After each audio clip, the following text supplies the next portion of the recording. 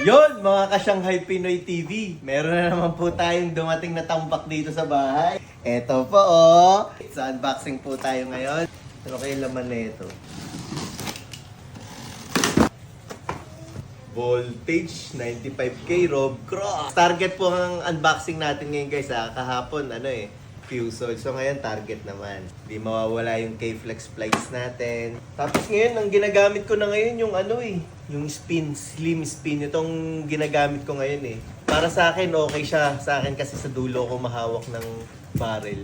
So ito yung bagay para sa akin. Ito ginagamit ko. Try nyo rin to guys. Yung 8 flight ng target. Hindi ko alam kung sino to kasi puro mga signature plates to ng player ng Japan, kung hindi ako nagkakamali. Yung ginagamit ko ngayon kay kay Hiromitsu, kay Hiromitsu. Basta yun, yung sa Japan. Ayan.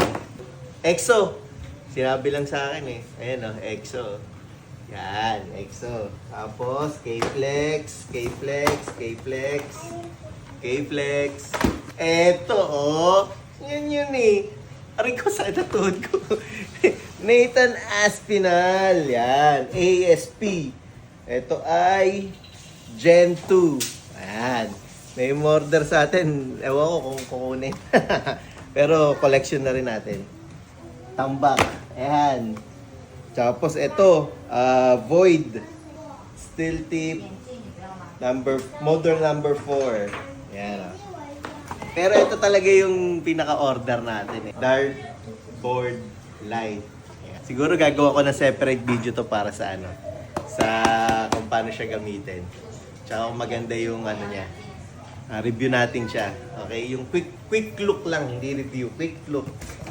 May mga ilang points din po tayo dito na dumating. Order nga pala to.